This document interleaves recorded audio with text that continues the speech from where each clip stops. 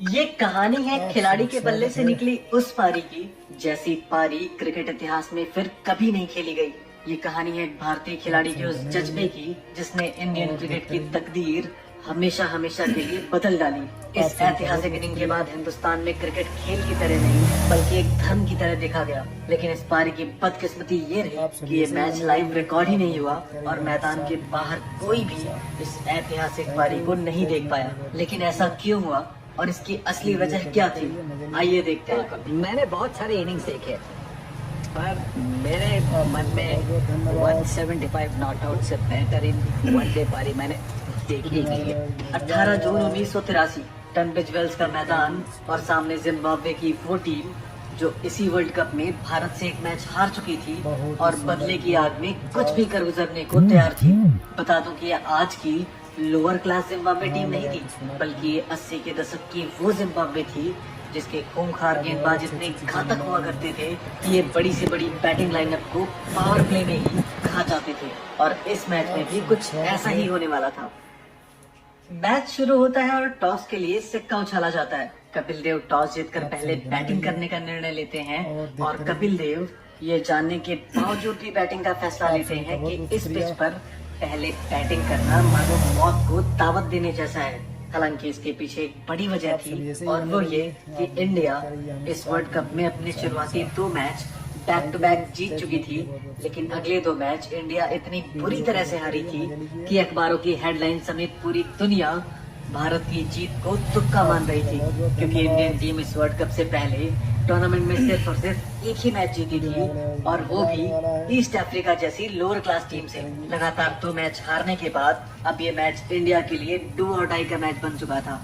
यानी कि अगर सेमीफाइनल की रेस में बने रहना है तो मैच किसी भी हालत में जीतना होगा। हालांकि सिर्फ मैच जीतना इंडिया के लिए काफी नहीं था, इंडिया को ये मैच अच्छे खासे रन रेट से भी जीतना था, क्योंकि ऑस्ट्रेलिया भी पॉइंट्स के मामले में इंडिया के बराबर खड़ा था और उसका रन रेट इंडिया से बेहतर था। रन रेट बेहतर करने के लिए जरूरी था कि इंडिया पहले बैटिंग करे और जबरदस्त बैटिंग करते हुए 300 रन बना डाले और इसके बाद एक बड़े मार्जिन से मैच भी जीते। कपिल देव अपनी autobiography straight from the heart में लिखते हैं, चूंकि ऑस्ट्रेलिया की टीम अंकों के मामले में हमारे बराबर आ गई थी और उनका रन रेट हमसे बेहतर था, इसलिए हमारा पूरा जोर अपना रन रेट सुधारने पर था। वक्त का तकाजा था कि हम पहले बैटिंग करें और 300 से ज्यादा रन बनाएं और यही वजह थी कि कपिल देव ने टॉस जीतकर मजबूरी में पहले बैटिंग चुनी। खैर, पारी की शुरुआत होती है और भारत की तरफ से ओपनिंग के लिए लिटिल मास्टर सुनील गावस्कर और उनके साथ श्रीकांत मैदान पे आते हैं। इन दोनों ओपनर्स के ग्राउंड पर आने से पहले ही कपिल देव ने इनसे बोल दिया था कि जाओ और ऐसा खेल खेलो कि मुझे मैदान पर आने की जरूरत ही ना पड़े। और इतना कहकर कपिल देव नहाने के लिए चले जाते हैं। पहले ही ओवर से टनब्रिज वेल्स की ये पिच अपनी औकात दिखाना स्टार्ट कर देती है और पीटर रॉसन के पहले ही ओवर में सुनील गावस्कर बिना खाता खोले अपना विकेट गंवा देते हैं। इसके बाद श्रीकांत भी इस जानलेवा बॉलिंग अटैक को ज्यादा देर तक नहीं झेल पाते और बिना खाता खोले केविन करन का शिकार बन जाते हैं और इस तरह भारत के दोनों ओपनर्स बिना रन बनाए आउट हो चुके थे। अब इसके बाद बल्लेबाजी करने आए महेंद्र अमरनाथ जो इस बॉलिंग अटैक को झेलने के लिए एड़ी चोटी का जोर लगा देते हैं। मैच 5 रन बनाकर आउट हो जाते हैं। भारत का एक कोलैप्स देखकर ड्रेसिंग रूम में बैठे बलविंदर सिंह कपिल देव का गेट खटखटाने लगते हैं, लेकिन कपिल देव अभी भी अपनी मस्ती में मस्त होकर नहा रहे थे।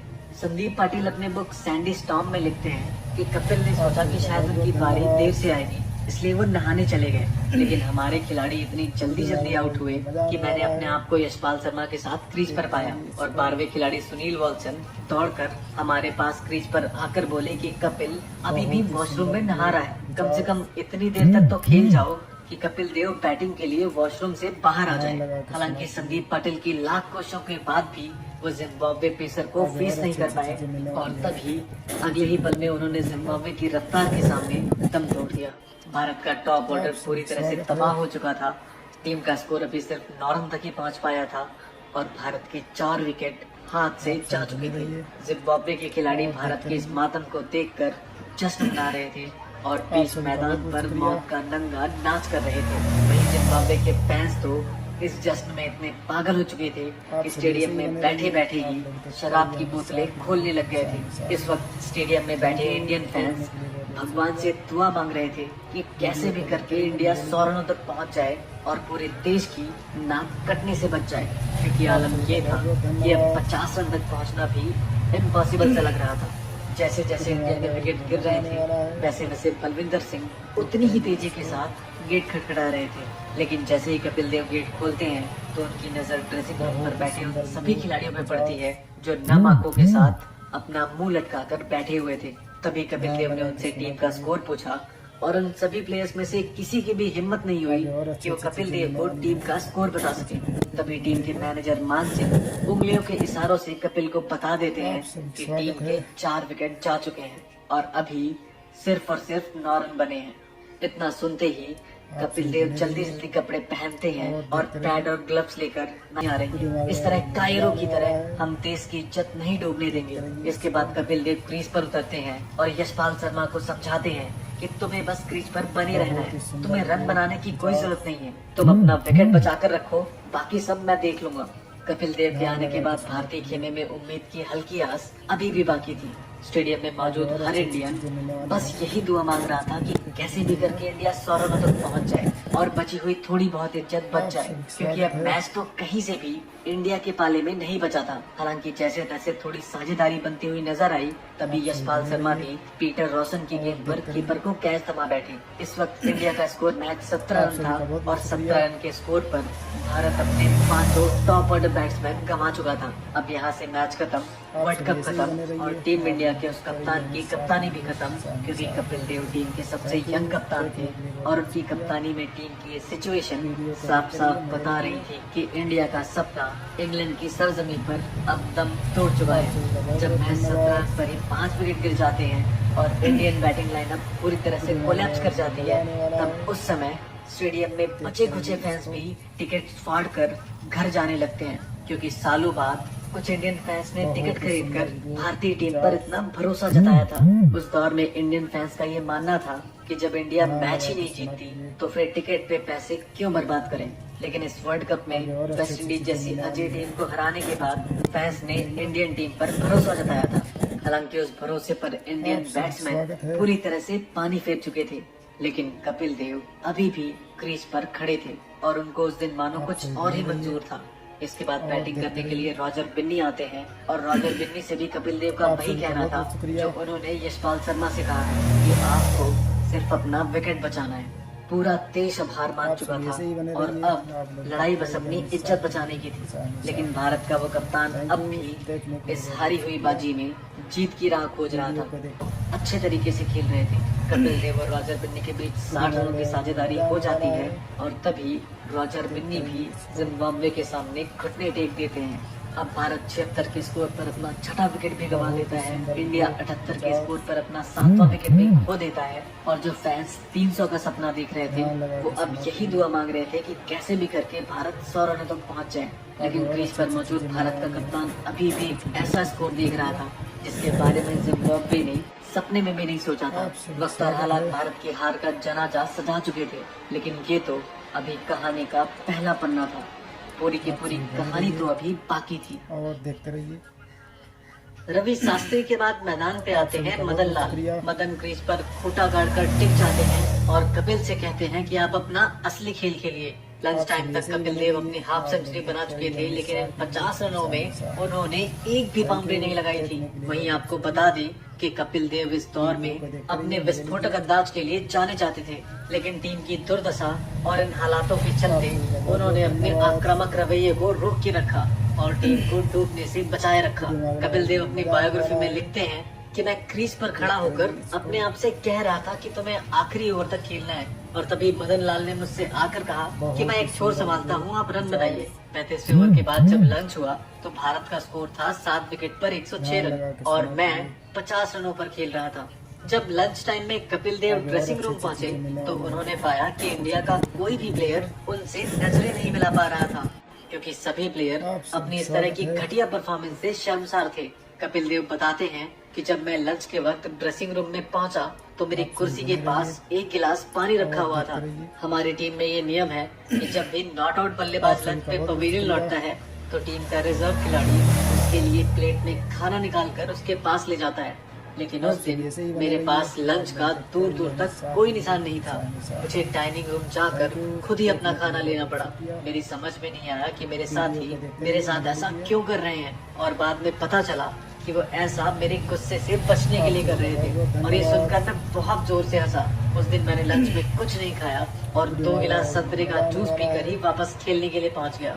ये शुरुआत कर चुका था और जिस खिलाड़ी ने शुरुआती 50 रनों तक एक भी बाउंड्री नहीं लगाई थी, अब उसी खिलाड़ी को बिना बाउंड्री के कुछ सूझ ही नहीं रहा था। कपिल, हालांकि गावस्कर, श्रीकांत, अमरनाथ, यशपाल और संदीप पाटिल अभी भी ड्रेसिंग रूम के कोने में मुंह छुपाए बैठे हुए थे, क्योंकि वो अपनी परफॉर्मेंस से इतने शर्मिंदा थे कि वो बाहर निकलकर मैच भी नहीं देख पा रहे थे। और इस घटना के बारे में संदीप पाटिल सैंडी स्टॉर्म में लिखते हैं कि हम अपने आप को दुनिया की नजर से छुपा लेना चाहते थे और हम में से किसी की भी इतनी हिम्मत नहीं थी कि हम ऊपर जाकर मैच देख सके। करीब 20 मिनट बाद हमें दर्शकों का शोर सुनाई देने लगा और इसके बाद हर 5 मिनट पर शोर बढ़ता ही जा रहा था, जिसे सुन हमें भी यही लग रहा था कि शायद एक विकेट और गिर गया। लेकिन जब कुछ देर बाद शोर बढ़ता ही जा रहा था तब हमें एहसास हुआ कि शायद कपिल देव ने अब लाठी चार्ज शुरू कर दिया है। लेकिन अभी भी यकीनन हमें कुछ भी मालूम नहीं था। और इसके बाद श्रीकांत ने सबसे पहले ऊपर जाने का फैसला किया और इसके बाद एक के बाद एक सभी प्लेयर्स मैच देखने के लिए ऊपर पहुंच गए। लेकिन इसके बाद हमने मैदान पर जो करिश्मा देखा वो किसी चमत्कार से कम नहीं था। वो जादुई करिश्मा कुछ और नहीं बल्कि कपिल देव के बल्ले से निकला वो अजूबा था जिसे आज तक दुनिया में किसी ने नहीं देखा था। कपिल देव की इस इनिंग को देखकर इंडियन प्लेयर्स जैसे, जहां और जिस भी एंगल में खड़े थे तब तक वैसे ही खड़े रहे जब तक कपिल देव की पारी खत्म नहीं हो गई। जो जहां खड़ा था वो वहीं खड़ा था, जो जहां बैठा था वो वहीं बैठा रहा, क्योंकि सबको डर था कि अगर वो कहीं इधर उधर गए तो कपिल आउट हो जाएंगे। आप इस चीज का अंदाजा इसी बात से लगा सकते हैं कि कपिल देव ने अपने किताब में लिखा था कि गावस्कर ने हमारे कोच के ड्राइवर बॉब की तरफ इशारा किया और वो भी एक कुर्सी पर अपना एक पैर रखकर खड़ा हुआ था। उसने भी कहा कि वो अपनी जगह से तब तक नहीं हिलेगा जब तक कपिल सर क्रीज पर है।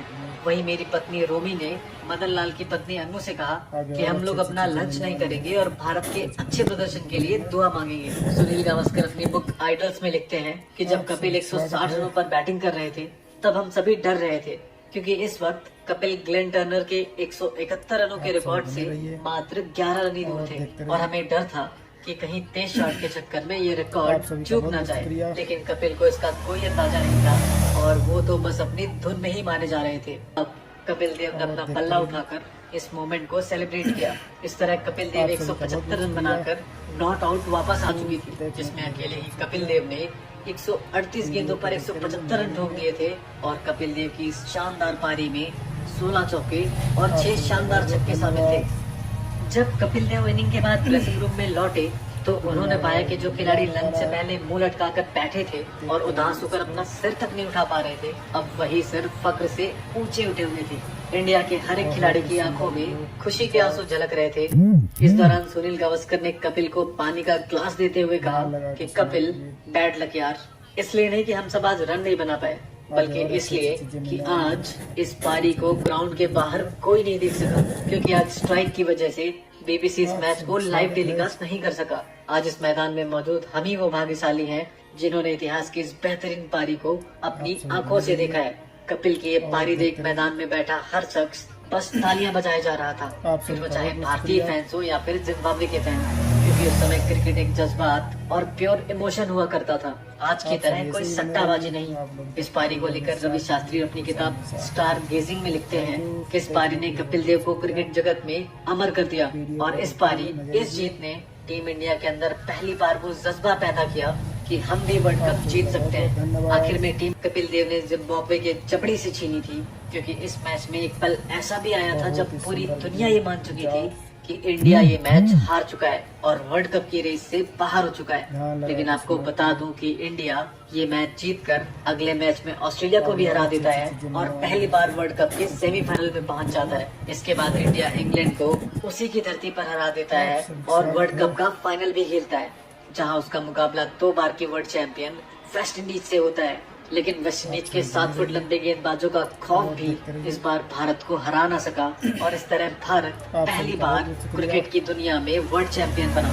हालांकि इस वर्ल्ड कप के पीछे कपिल देव की उस ऐतिहासिक पारी को कभी नहीं भुलाया जा सकता, जिस पारी ने करोड़ों हिंदुस्तानियों के सिर को फक्र से ऊंचा कर दिया था। वाकई उस दिन कपिल देव एक फ्रीडम फाइटर की तरह लड़े थे और उस दिन मैदान में मौजूद हर एक शख्स ने 22 गज की उस पिच पर इतिहास बनते देखा था। हालांकि हड़ताल के कारण बीसीसी उस मैच को लाइव टेलीकास्ट और रिकॉर्ड नहीं कर सका, जिस वजह से मैदान के बाहर कोई भी शख्स इस ऐतिहासिक पारी को नहीं देख सका। और यही कारण है कि आज हम कपिल देव की उस यादगार पारी को अपनी आंखों से नहीं देख सकते। खैर, उम्मीद करते हैं आज आपने इसे महसूस जरूर किया होगा। आप कपिल देव की इस पारी को 10 में से कितने नंबर देना चाहेंगे, कमेंट में जरूर बताना। और आपके हिसाब से वनडे क्रिकेट इतिहास की सबसे बेहतरीन पारी कौन सी है, ये भी हमें जरूर बताना। और अगर हमारा ये वीडियो पसंद आया हो तो वीडियो को लाइक करके शेयर जरूर करना। और हाँ, चैनल को सब्सक्राइब करना भी बिल्कुल ना भूलना, क्योंकि आगे बहुत ही शानदार वीडियोस आने वाली हैं। मिलते हैं अगली वीडियो में।